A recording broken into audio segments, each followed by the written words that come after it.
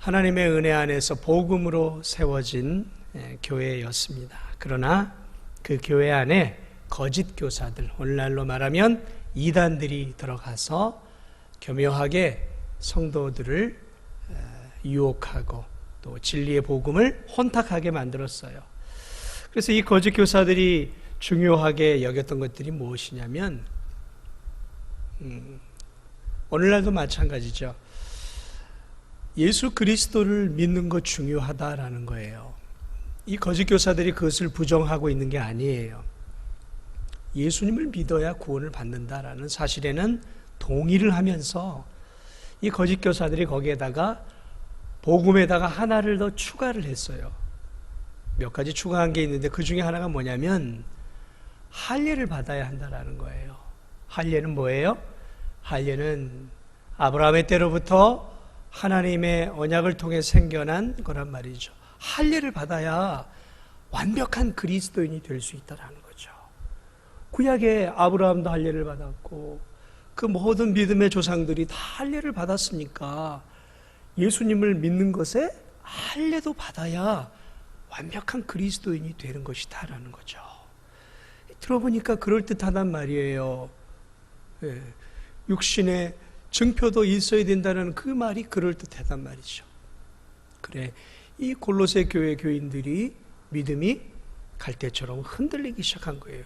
그래, 예수님도 믿어야 하지만 할례도 받아야 되겠구나. 그래야 완벽한 외적 표징도 있는 참 그리스도인이 아니겠는가. 이렇게 호감을 갖고 거기에 이렇게 빠져들어가는 성도들이 있단 말이죠.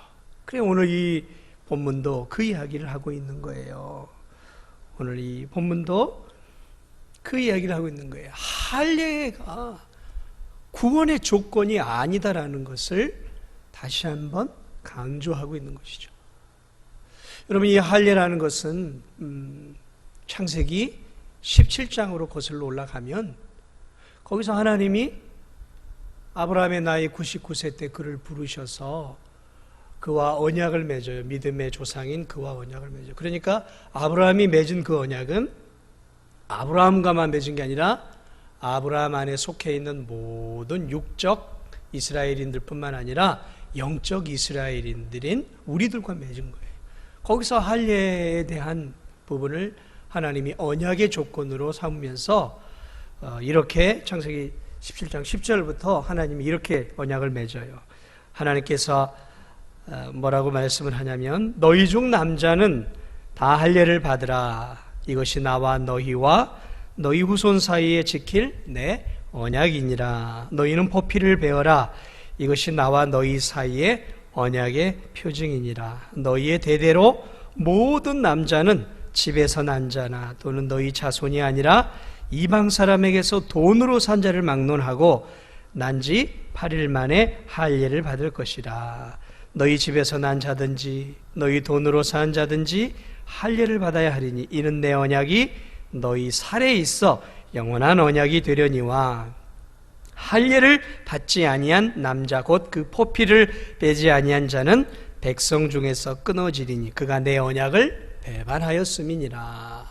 이게 무슨 말이냐면 할례를 받아야 완벽한 내 자손, 그러니까 내 백성의 증표라는 거예요.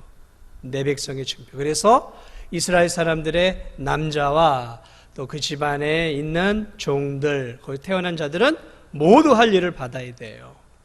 난지 8일 만에 그것도. 그러니까 그 할례를 받지 않으면 하나님의 백성이 되는 증표가 없는 거기 때문에 하나님의 진노를 받는 저주의 자녀가 된다는 것이죠. 자, 그래서 아브라함으로부터 시작해서 할례가 생겨났고 남성의 몸의 일부를 잘라내는 이 할례가 시행이 되어 왔어요. 쭉 구약시대 역사 가운데 진행이 되어 왔죠.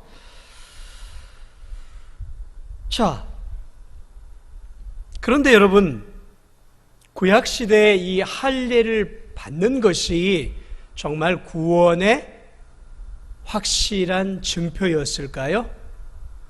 그렇지 않았다라는 거예요. 구약시대에 하나님이 이스라엘 백성들에게 할례를 주신 것은 할례를 받아야만 구원을 얻는 것이 아니라 너희는 내 백성이니까 내 백성의 증표로 할례를 받아라 했던 거예요. 아브라함이 질문을 하나 드립니다. 할례를 받기 전에 의롭게 되었을까요? 할례를 받은 후에 하나님 앞에 의롭게 되었을까요? 그걸 알면은 답이 나오는 거예요. 아브라함에게 할례를 받으라고 했는데 아브라함은 그러면 하나님 앞에 의롭게 될 때 할례를 받기 전에 의롭게 되었을까요? 할례를 받은 후에 의롭게 되었을까요? 할례를 받기 전이에요. 훨씬 전이에요. 그러니까 할례는 구원의 증표, 그러니까 구원의 증표지 구원을 주는 것이 아니에요.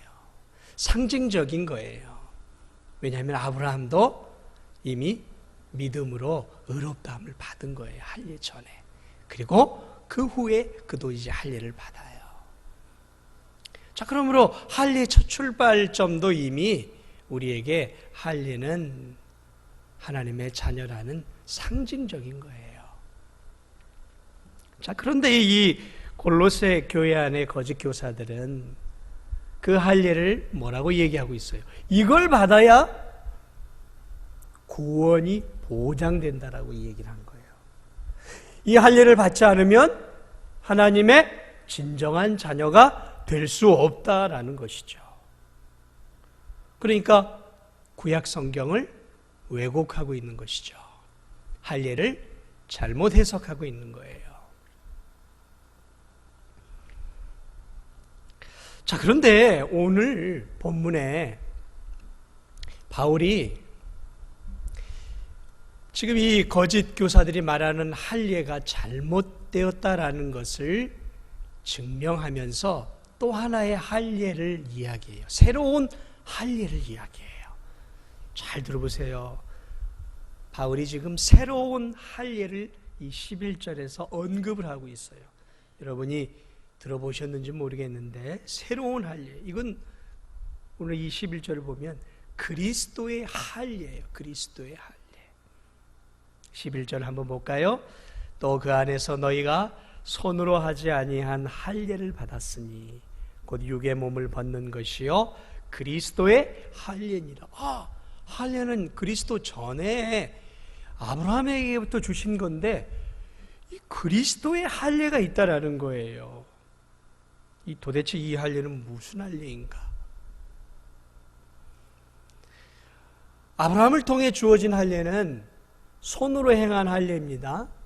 손으로 행한 할례예요. 그리고 몸의 일부를 잘라내는 할례예요. 그런데 오늘 이 본문에 나와 있는 것을 가만히 보니까 손으로 하지 아니한 할례예요. 손을 가지고 칼로 행하는 할례였단 말이죠. 그런데 이 할례는 손으로 또는 칼로 행한 할례가 아니에요. 그러면 이 할례의 특징은 뭐냐면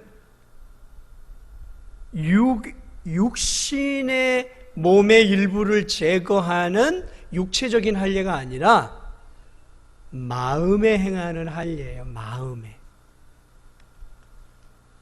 그러므로 이 할례는 기존에 이스라엘 백성들이 알고 있던 할례와는 조금 다른 할례를 지금 말하고 있어요. 육체를 잘라내는 할례가 아니라 마음을 베는 할례예요. 두 번째 특징을 보니까 어떤 이 할례의 특징이냐면 이 할례의 기원이 아까도 제가 말씀드렸지만 육체의 할례는 아브라함으로부터 출발을 해왔단 말이죠. 아브라함으로부터 시작이 되었어요. 그런데 이 할례는 누구로부터 시작이 되었냐면 그리스도의 할례라고 말하고 있어요. 다시 말하면 예수 그리스도로부터 출발한 할례라는 얘기예요. 다르죠? 예수 그리스도로부터 시작된 또 하나의 할례가 있단 말이죠. 세 번째 특징이 뭐냐면 이 할례는 11절에 나온 것처럼 육의 몸을 벗어내는 할례예요. 자, 일반적인 할례는 몸의 살을 잘라내는 할례란 말이죠. 그런데 오늘 이 세 번째 특징의 할례는 뭐냐면 몸을 찢어내는 게 아니라 육의 몸을 벗는 거예요. 다시 말하면 육의 몸이라는 게 뭐냐면 이 태어나면서도 우리는 죄인이란 말이죠. 그러니까 죄를 가지고 태어난 육체를 가지고 있단 말이죠. 그런데 이 할례를 받으면 육체 안에 있는 죄가 용서를 받는 할례다라는 거죠. 죄의 용서를 가져오는 할례다라는 거예요. 그러니까 우리의 죄악된 본성이 깨끗해지는 할례고, 우리가 지었던 모든 죄가 깨끗하게 용서를 받는 죄사함의 할례라는 거죠. 그리고 네 번째 특징이 있는데, 그 특징은 뭐냐면 이 할례는 칼로 행하는 할례가 아니라 성령으로 행하는 할례예요. 성령으로 행하는 할례. 그게 이제 11절에 중요한 의미예요. 자, 그러니까 지금 두 할례 사이에 굉장한 차이가 지금 있죠. 똑같은 할례를 언급하고 있지만 아브라함으로부터 출발한 할례가 아니라 이제는 예수 그리스도로부터 출발한 할례를 받아야 한다라는 거예요. 아브라함으로부터 출발한 할례는 이제 더 이상 의미가 없다라는 거예요. 예수 그리스도로부터 출발한 할례고, 육체 몸의 일부를 찢어내지는 그런 할례가 아니라 마음을 찢어내는 할례를 받아야 한다는 거죠. 마음을 찢어낸다. 이게 뭐예요? 회개란 말이죠. 자신의 죄인됨을 깨닫고 자신의 마음을 찢어내는 그 할례를 말하고 있는 거예요. 그러면 그 할례는 무엇으로 행하는 것인가? 칼로 찢어내는 것이 아니에요. 일반적인 할례는 칼로 몸의 표피를 잘라내었어요. 그런데 이 칼은 일반적인 칼은 성령의 칼로 몸의 일부가 아닌 마음을 찢어내는 거예요. 성령으로 몸의 일부가 아니라 마음의 일부를 찢어내어서 성령을 통해 어떻게 해야 돼요? 육의 몸을 벗는 거예요. 구약시대의 할례는 몸을 찢어내어서 내가 하나님의 자녀입니다라는 단순한 표징이었다면, 이 그리스도의 할례는 성령을 통해 받게 되면서 어떻게 되냐면 몸을 찢어내는 것이 아니라 마음을 찢어내고, 죄의 용서함을 받는 상징적인 표시가 아니라 실제적으로 우리의 죄가 용서받고 우리의 무거운 짐이 해결되고 우리가 죄에서 자유함을 얻어 하나님의 자녀가 되는 완벽한 죄의 용서함의 할례다라는 것이죠. 다르죠. 완전히 다른 할례지요. 오늘 바울이 말하고 있는 할례는 바로 이 할례를 말하고 있어요. 그러니까 너희가 그 구약시대 그 상징적인 예수 그리스도로부터 출발할 구원에 참된 할례를 상징적으로 보여주는 아브라함으로부터 출발한 그 할례를 받아야 구원을 받는 것이 아니라, 그 할례가 상징적으로 보여주고 있는 참 할례, 예수 그리스도의 십자가의 보배 피를 통해서 그 보배 피를 한 영혼이 믿고 성령 하나님이 그 마음을 찢어내어서 그 죄악된 것들을 성령으로 용서해주고, 그 성령의 은혜에 의해서 예수 그리스도를 마음으로 모셔서 죄 용서함을 받는 육의 몸을 벗는 사람이야말로 참 할례를 받는 것이요, 이 할례를 받아야 구원을 받는다라는 것이죠. 그러니까 바울은 지금 우리가 알고 있는 어떻게 구원을 받아야 할지를, 이 구약시대 할례라는 것들을 그대로 가지고 와서 이것들을 쉽게 우리 이 골로새 성도들에게 이 할례가 아니라 그리스도를 통한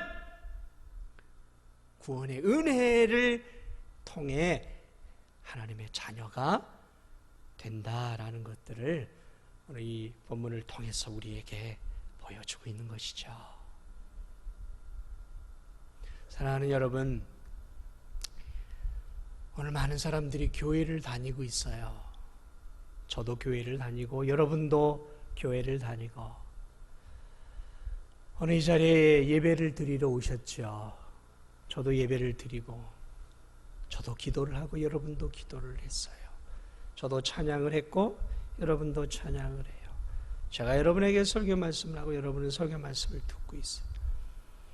자, 우리가 지금 무엇을 하고 있냐면 지금 우리가 지금 행하는 것은 마치 구약시대 할례와 같은 행위들이에요.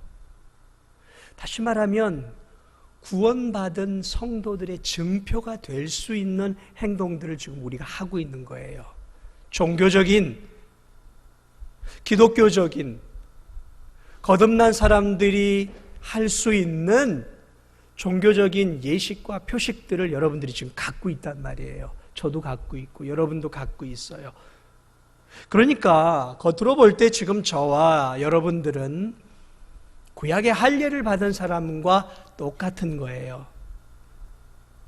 그러니까 외적으로 하나님의 증표들이 있단 말이에요. 하나님께 예배를 드려요.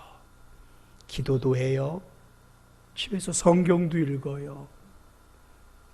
그리고 때때로 전도도 해요. 교회 나와 하나님께 헌금도 드려요. 그리고 찬양도 해요. 믿음의 성도들과 교제도 해요. 그런데 여러분, 이 구약의 상징적인 할례는 구원을 주는 것이 아니었어요. 그건 구원받은 백성들에게 주어지는 증표였다는 거죠. 표징이에요. 많은 교인들이 착각을 해요. 나에게 그러한 증표가 있다라고 생각해요. 내가 매주마다 교회 다니니까 나는 하나님의 자녀가 틀림없을 거야. 나는 태어나면서부터 엄마 아빠가 예수님 믿어서 모태신앙으로 성장했으니까 나는 당연히 천국 백성이야. 나는 하나님 앞에 헌금도 드리고 예배도 드리고 찬양도 하니까 당연히 나는 하나님 백성이 틀림이 없을 거야. 여러분이 그렇게 생각을 하고 있다면 여러분은 지금 할례 받은 그 표를 가지고 나는 구원받았어 라고 생각하는 것과 똑같다라는 거예요. 그 사람이 그러한 종교적인 예식을 통해서 구원받은 사람일 수도 있어요. 그러나 아닐 수도 있어요. 아닐 수도 있단 말이에요.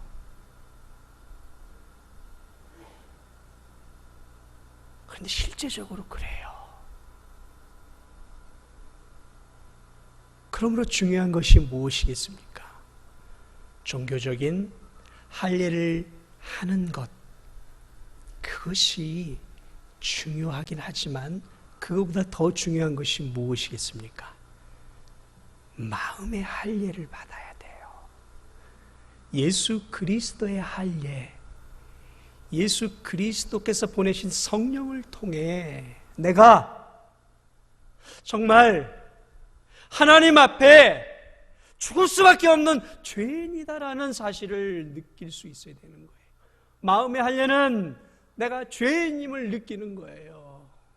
내가 하나님 앞에 죽을 수밖에 없는 죄인, 그래 어쩔 수 없는 내 죄, 이 죄를 내 스스로 해결할 수 없어서 나는 저 영원한 지옥불에 떨어질 수밖에 없는 진노의 자식이다라는 철저한 자기 죄책감, 자기 죄의 의식을 느끼고 하나님 앞에 성령의 은혜를 통해 내 마음을 찢어내야 되는 거예요. 육체를 찢어내는 게 아니라 내 마음을 찢어내면서 주님, 나는 죄인입니다.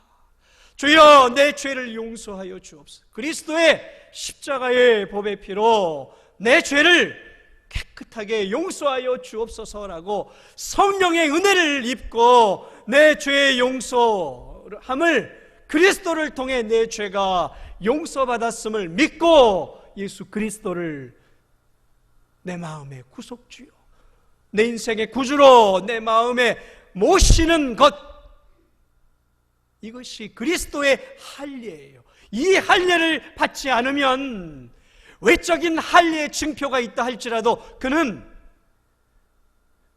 그리스도인이 아니에요. 그리스도인인 척하는 것이죠.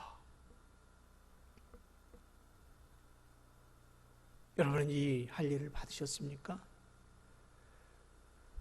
그리스도의 할례, 마음을 찢어내는 성령의 칼로 여러분의 마음을 찢어내는 이 할례를 받지 않으면, 그것을 받지 않고 우리가 여전히 직분을 받아서 신앙생활을 해도 이것은 신앙생활이 아니라 그저 종교생활이 되는 거예요. 종교생활. 그러므로 우리에게 중요한 것은, 외적인 것도 중요하죠. 너무너무 중요하죠. 그러나 이 마음의 할례를 받은 가운데서, 그 할례의 은혜 안에서 우리가 예배드리고, 그 은혜에 감격히 예배드리고, 그 은혜에 감사에 찬양하고, 그 은혜에 감사에 하나님의 전에 나와 기도하고, 그 은혜에 감사에 우리가 내 자신을 드리고, 내 물질을 드리고, 내 삶을 드리고, 내 전 존재를 하나님 앞에 드릴 수 있는 것이죠. 그 세상 사람은 이해를 못하는 거예요. 참으로 구원받은 성도들의 삶을 이해를 못하는 것이죠. 사랑하는 여러분, 다시 한번 내 마음을 살펴보세요. 내 마음에 그리스도로 말미암아 할례를 받았는가? 이거 해결되지 않으면 안 돼요. 이게 우선이에요. 그리고 그것을 기초로 우리가 탄탄하게 믿음의 신앙의 집들을 쌓아가야 되는 것이죠. 우리 12절은 그 부분을 다시 다른 각도로 이야기를 하는 거예요. 12절을 볼까요? 12절은 그것을 다른 각도로 보고 있어요. 너희가 세례로 그리스도와 함께 장사되고 또 죽은 자들 가운데서 그를 일으키신 하나님의 역사를 믿음으로 말미암아 그 안에서 함께 일으키심을 받았느니라. 이제 12절로 가서는 뭘 얘기하고 있냐면 세례를 이야기하고 있어요. 세례가 뭡니까? 세례 받죠. 우리 교회에서도 성도들이 믿음을 고백하면 그 고백한 성도들에게 물로 세례를 준단 말이죠. 세례가 뭐예요? 세례는 그가 하나님을 믿으면 그가 하나님의 자녀인 증표로 세례를 준단 말이죠. 그 물로 몸이 씻기듯이 하나님의 은혜로 그가 죄가 씻기고 하나님의 자녀가 되었다라는 증표예요.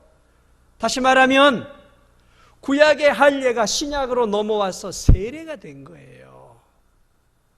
그러니까 세례도 뭐예요? 할례와 같이 증표라는 거예요. 증표. 그런데 이번에 바울이 지금 할례를 이야기하다가 이제 신약으로 넘어온 이 세례를 이야기하고 있어요. 같은 이야기를 쉽게 설명을 하기 위해서 다르게 예화를 들고 있는 거예요. 이번에 세례로 다시 한번 표현을 해주고 있는 것이죠. 여러분, 우리 장로교에서는 세례를 이렇게 이제 조그만한 데다 이렇게 담아서 이 물을 해서 이렇게 이제 찍어서 이렇게 세례를 하죠. 그런데 이제 침례교에서는 어떻게 하냐면 강에나 강 같은 데 가거나 아니면 이 강단 뒤에다가 욕조 같은 것들을 만들어 놔요. 큰 교회들은 욕조가 있어서 거기서 이제 침례를 받아 이렇게 푹 담그는 거죠. 완전히 담그는 거예요. 사실은 뭐 세례나 침례나 상징이기 때문에 이게 옳다 저게 옳다 말하는 것은 어리석은 일이죠. 그건 상징이에요. 물로 깨끗하게 되는 거예요. 그런데 오늘 이 본문을 보면 조금 더 성경에 가까운 의식은 침례예요. 침례. 물속으로 이 침례를 받는 사람은 어떻게 하냐면 물속으로 푹 담궈요. 그러면 머리부터 발끝까지 그 강 속으로, 옛날에 그 요단강에서 예수님이 침례를 받으셨잖아요. 머리부터 발끝까지 푹 들어가는 거예요. 이게 뭘 상징하냐면 죄로 인한 내 육체가 죽는 거예요. 죽음을 상징하는 거예요. 그리고 담갔다가 다시 일으킨단 말이죠. 그것은 무엇을 말하느냐면 이제 육적인 몸은 죽었고 그리스도 안에서 영적인 새 생명, 부활의 새 생명이 다시 탄생하는 의미예요. 그래서 잠궜다가 일으키는 것. 그게 사실은 성경을 이해하는 데는 사실은 더 좋은 의식이죠. 그러나 오늘날 그와 같이 이렇게 한다라는 것은 대단히 어렵기 때문에 이제 약소하게 이렇게 하는데요. 그 의미를 이해하는 데 있어서는 그것이 오늘 이 12절을 이해하는 데 있어서 여기서 보세요. 12절에 세례로 그리스도와 함께 장사되고, 여기서 이 세례는 엄밀하게 말하면 침례예요. 침례로 그리스도와 함께 장사되고 물속으로 들어가 죽는 거예요. 내 자아가 예수 그리스도의 십자가에서 죽으실 때 그때 믿음으로 내가 그것을 받아들이면 이 침례 받는 그것처럼 내가 그리스도와 십자가에서 함께 죽고 장사된 거예요. 그러나 내가 예수 그리스도를 믿을 때 예수 그리스도께서 사흘 만에 죽음을 이기고 부활하신 새 생명이 되었던 것처럼 그리스도와 연합되어 있는 성도들은 다시 죽음을 이기고 새 생명을 얻게 된다라는 것이죠. 그 이야기를 하고 있는 거예요. 이 12절은. 그러니까 11절에서는 그리스도의 할례를 이야기하고 있다면 12절에서는 다시 세례라는 것들을 통해서 세례가 무엇이냐? 바로 그리스도를 믿는 거 아니냐. 그리스도를 믿을 때 바로 십자가에서 그리스도가 죽을 때 그리스도와 연합되어 내가 죽고 그리스도가 십자가에 죽고 장사 지낼 때 내가 그리스도와 함께 믿음으로 장사되었고 그리스도가 사흘 만에 부활하실 때 내가 믿음으로 다시 부활했다라는 것을 드러내는 상징적인 증표가 세례, 침례라는 거예요.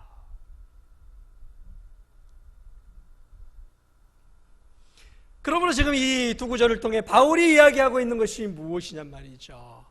그런 외적인 어떤 의식, 외적인 행위, 외적인 삶을 통해서 구원의 증표가 주어지고 구원의 확신이 주어지고 참 구원의 용서가 주어지는 것이 아니라 실제적으로 예수 그리스도를 믿음으로 그 그리스도를 나의 구주로 모심으로 비로소 네가 그리스도와 함께 죽게 된 것이고 비로소 그것을 믿을 때 네가 그리스도가 부활할 때 너도 함께 부활한 것이다 라는 것을 강조하고 있는, 그러니까 죄 용서함은 행위가 아니라 오직 예수 그리스도를 구주로 믿는 믿음을 통해 주어진다라는 사실을 오늘 바울은 다시 한번 그리스도의 할례와 세례를 통해서 우리에게 자세하게 설명해 주고 있는 것이죠.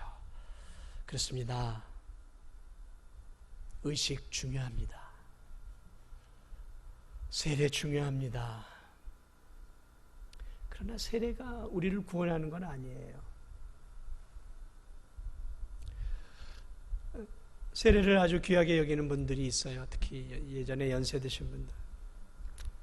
예전에 이 교회 오기 전에도 그때 제가 교구 목사를 맡을 이제 부목사 때였는데 성도 한 분이 연락이 왔어요. 목사님, 우리 남편이 이제 죽어가는데 예수님을 영접을 한 것 같은데 죽기 전에 세례를 좀 해주십시오. 그 요청을 해서 교구 장로님 한 분을 모시고 가서 제가 세례를 드렸어요. 그 이제 세례를 해주면서 돌아오면서 제가 그런 생각을 했어요. 그래, 세례를 받고 그러면 또 마음은 편해지겠구나. 그러나 제가 그때 생각했던 부분이 뭐였냐면 그 성도의 마음 속에는 뭐냐면 세례를 반드시 받아야 천국에 간다라는 그 확신이 더 컸던 분이었어요. 그러한 의식을 행해야 분명한 구원을 얻는다라는 생각이 그분의 머릿속에 꽉 차 있었어요. 이 의식을 중요하게 여기는 게 천중요합니다.